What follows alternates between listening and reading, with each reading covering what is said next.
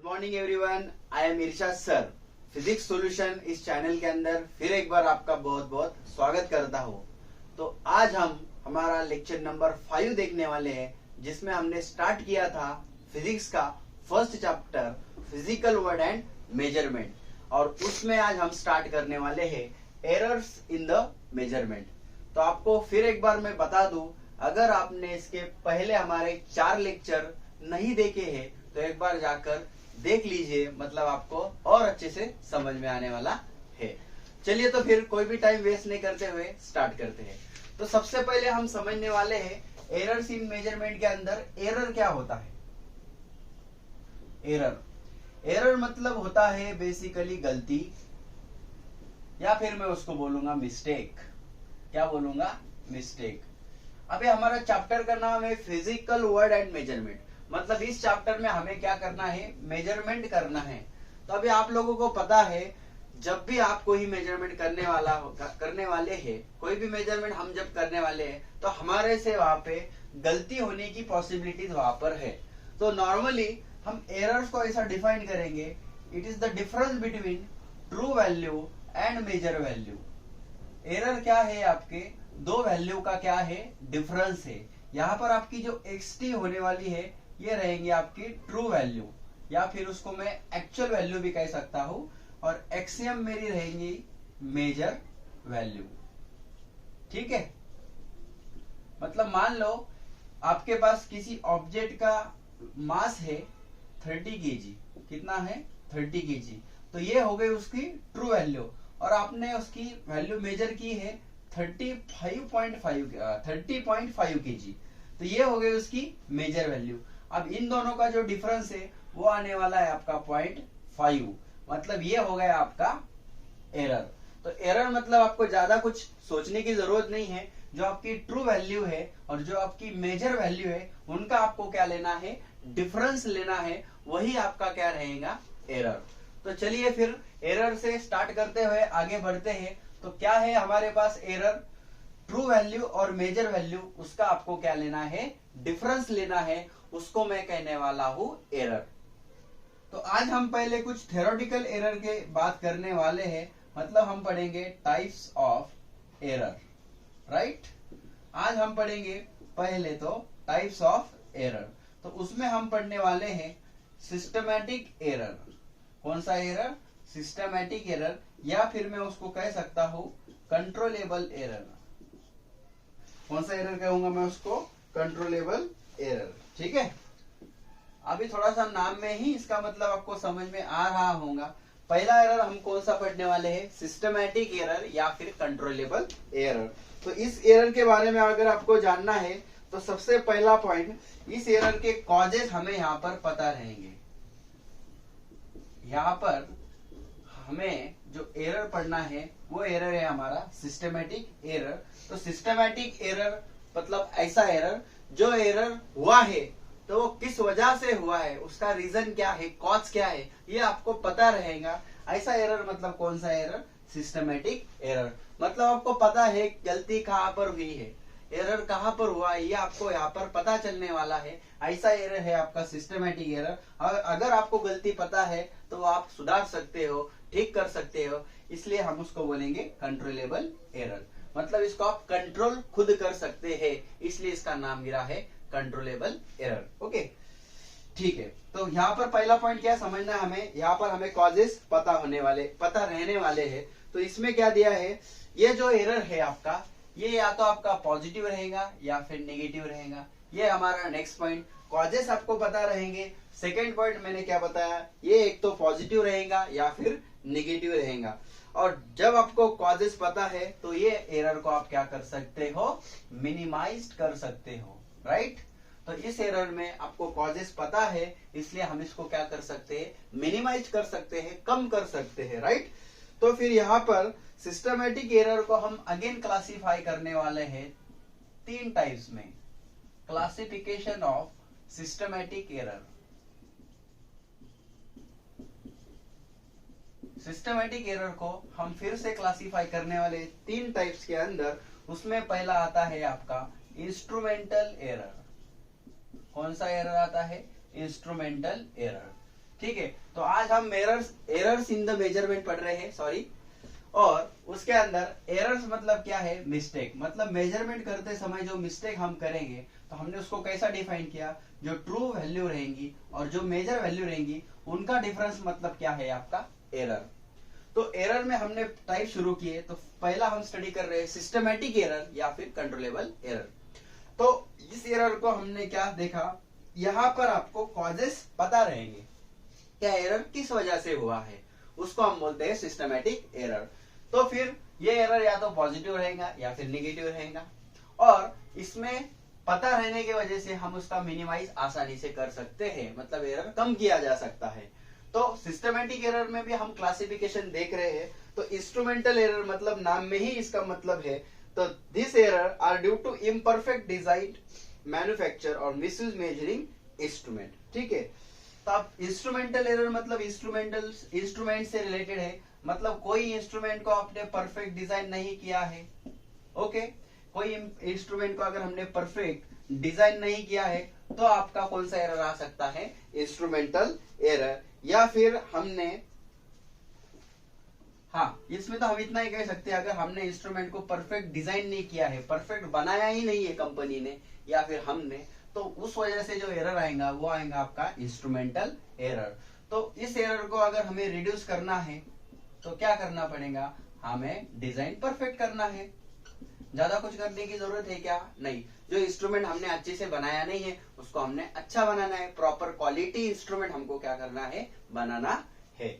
तो उसमें अब सेकेंड एरर आने वाला है आपका, जिसका नाम है एनवायरमेंटल एरर। कौन सा एरर पढ़ेंगे हम, एनवायरमेंटल एरर।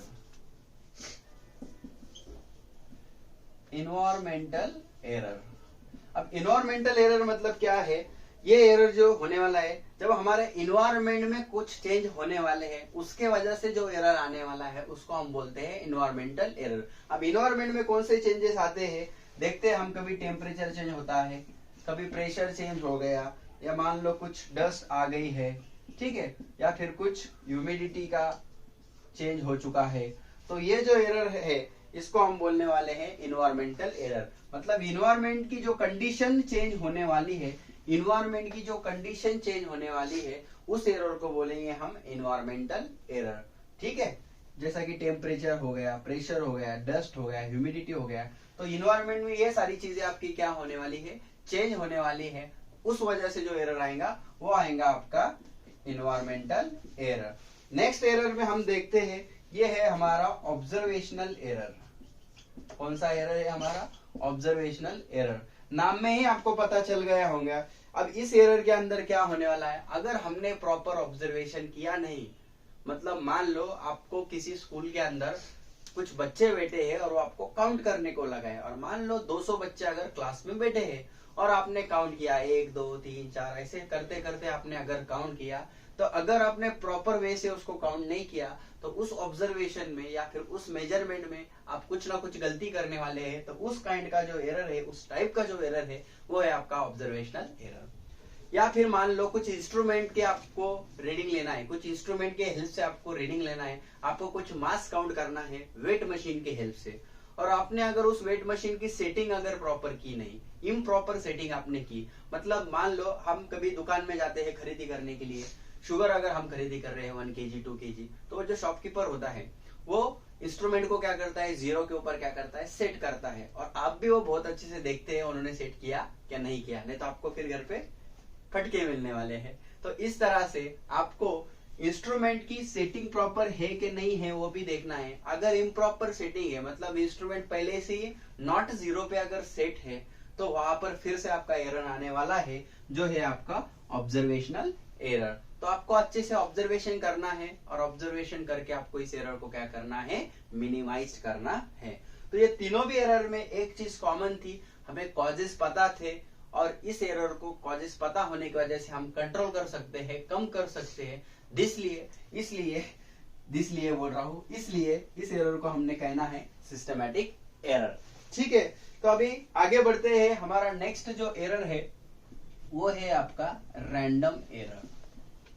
नेक्स्ट एरर कौन सा है हमारा, रैंडम एरर। नाम में ही मतलब है। अब अगर सिस्टमेटिक एरर पढ़ा है तो उसके अपोजिट रहेगा आपका रैंडम एरर। रैंडम एरर मतलब यहाँ पे जो कॉजेस रहेंगे वो हमें कैसे रहेंगे, अननोन रहेंगे।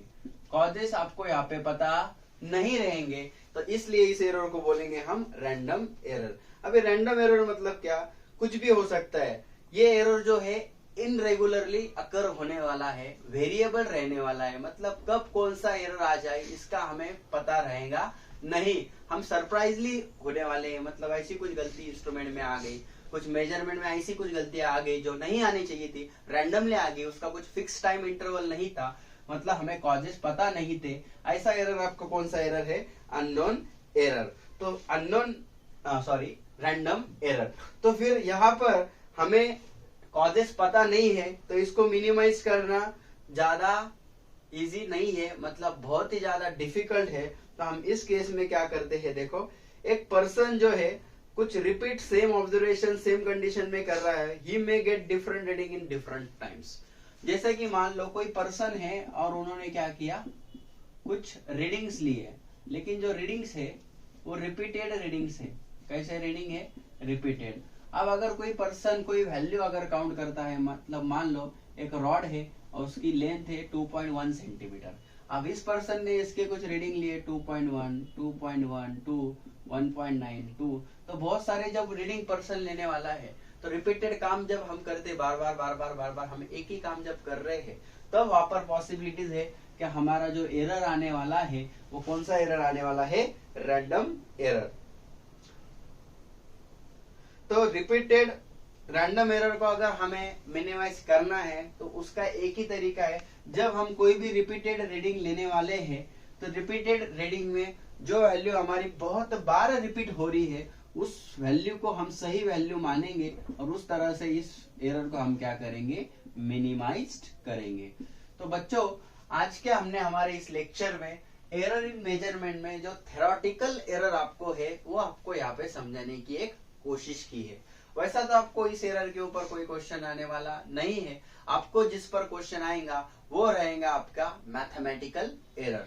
लेकिन before going to start mathematical error आपको थोड़ा सा थ्योरी जानना जरूरी था, और आई होप आप इसको एक बार बिल्कुल जरूर पढ़ लेंगे। तो फिर हम हमारे नेक्स्ट लेक्चर में लेकर आने वाले हैं आपके लिए मैथमेटिकल्स एरर। तब तक के लिए आपको 2 मिनट बात करना चाहूंगा। मुझे आप लोग बताइए, कमेंट करके बताइए, मैं जो आपको पढ़ाना चाह रहा हूँ वो आपको समझ में आ रहा है या नहीं आ रहा है।